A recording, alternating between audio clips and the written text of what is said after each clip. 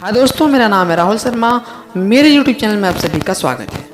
मैं आपको सुनाने जा रहा हूँ राजू बलिहाटी की लिखी एक कहानी जिसका नाम है पहला भाषण 1997 की बात है। पंचायत चुनाव के लिए मतदान हो रहा था।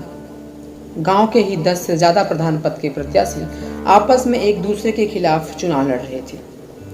उनमें से कुछ पैसे वाले पूर्व प्रधान भी थे जो एक दूसरे के वोट को काटने के लिए डमी प्रत्याशी भी खड़ा कर दिए थे। इतना ही नहीं, अवैध तरीके से वोट डलवाने की भी व्यवस्था कर रखे थे। जैसे ही विपरीत परिस्थिति आएगी वैसे ही उनके वाले हुए लोग उनके पक्ष में वोट मारना शुरू कर देंगे। सुबह 10 बजे तक मतदान शांतिपूर्वक चलता रहा। उसके बाद अवैध मतदान जैसे शुरू हुआ, प्रधान पद के प्रत्याशी आपस में भिड़ गए। जोरदार पथराव शुरू होने लगा। महिला व पुरुष को लाइन में लगे ही थे कि धीरे धीरे मतदान छोड़कर भाग खड़े हुए।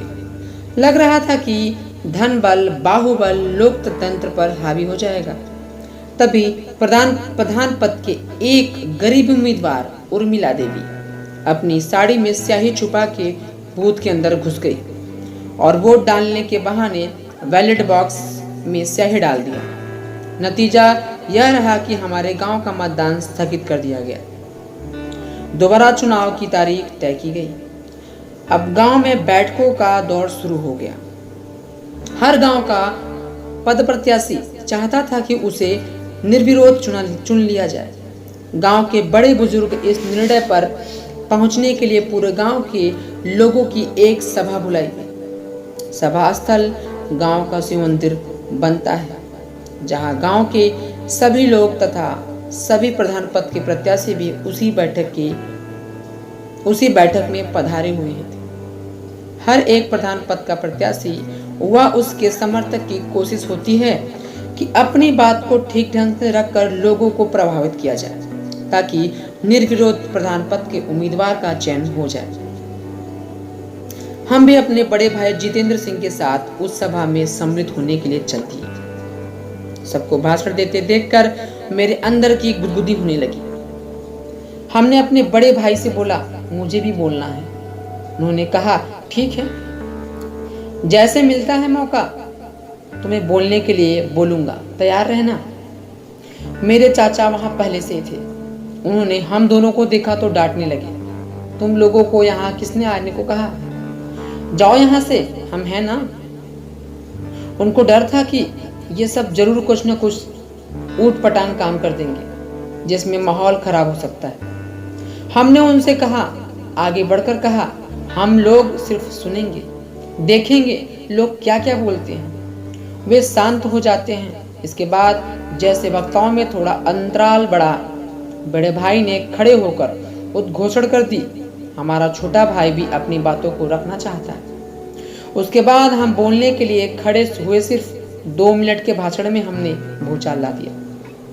4-5 घंटे की मैराथन बैठक कोई 2 मिनट में समाप्त हो गई। सारे के सारे प्रधान पद के प्रत्याशी भाग खड़े हुए। पूरी की पूरी भीड़ तीतर बीतर हो गई।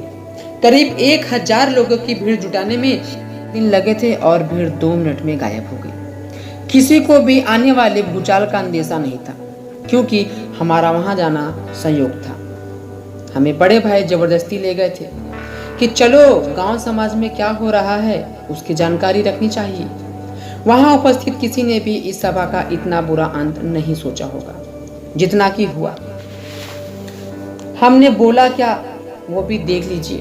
उर्मिला देवी जो प्रधान देख पद की प्रत्याशी हैं, उन्होंने गलत तरीके से हो रहे मतदान को रोकने के लिए मत पेटी में स्याही डाल के लोकतंत्र की रक्षा की है। वो हमारे लिए रानी है, झांसी की रानी से कम नहीं है। अगर आप सभी सहमत हो तो क्यों ना उस वीरांगना को निर्विरोध प्रधान पद का प्रत्याशी बना दिया जाए। जरूर वो हमारे ग्राम पंचायत के लिए अच्छा काम करेंगी। इतना सुनना गांव के दबंग लोगों को रास नहीं आया। सभी प्रत्याशी भाग खड़े हुए। आज जब पहले भाषण के बारे में सोच रहा था तो लगा कि यह विचार आया कहां से, जो पूरी की पूरी सभा का अस्त व्यस्त करके रख दिया। जब इस मंजर को याद करता हूँ तो ऐसा आभास होता है कि सभी वहाँ स्वार्थ सिद्ध करने में लगे थे। वो सिर्फ अपने ही नाम पर सहमति बनाना चाहते थे, किसी दूसरे के नाम पर चर्चा को भी तैयार नहीं थे। साथ ही उर्मिला देवी एक गरीब महिला थी जो अपने घर का खर्चा कताई बुनाई से चलाती थी। गांव के संभ्रांत लोगों को नागवार गुजरी और उन्होंने सभा का अंत करना ही उचित समझा। मेरे भाषण की पूरे गांव में चर्चा होने लगी। सब लोग यही कहते, राजू ने सही बात कही। अधिकतर प्रत्याशी शराब पिला के वोट खरीद लिए थे। लड़के ने बड़ी हिम्मत का काम किया। हमारा भाषण इतना प्रभावी हो सका, इसके प्रमुख तत्व मिश्रित थे। हमने अपनी बातों को स्वार्थ रहित रखा। वहां मेरे परिवार या नजदीक का कोई प्रत्याशी नहीं था, इसलिए पक्षपात का सवाल ही नहीं था। लोकतांत्रिक मूल्यों को ध्यान में रखते हुए महिला व गरीब की रक्षा में खड़े रहने के कारण गांव के प्रभावशाली लोगों ने मैदान छोड़ना पसंद किया, पर मेरा विरोध किसी ने नहीं किया, क्योंकि प्रत्याशियों के अलावा जो लोग थे वो सभी लगभग मेरी बातों से सहमत थे। सबसे बड़ी बात, हमने अपने दिल की बात वहां रखी जो सीधे जनमानस से जुड़ गई। भले सभा भंग हो गई, लेकिन कुछ लोगों ने निर्विरोध प्रधान पद बनने के सपने चकनाचूर कर दिए। अपनी बातों को हमने पुरजोर तरीके से रखा था। उस महिला प्रत्याशी की तुलना झांसी की रानी से किया, जो वहां के सामान्य लोगों को सीधे मेरे साथ जोड़ दिया। इसके बाद मुझे अपने ऊपर विश्वास होने लगा कि हम भी बोल सकते हैं। घबराहट तो होती है, पर बोल सकते हैं। पर अब अपने को नियंत्रण करना आसान हो गया है। जीवन एक यात्रा है, ना कि दौड़।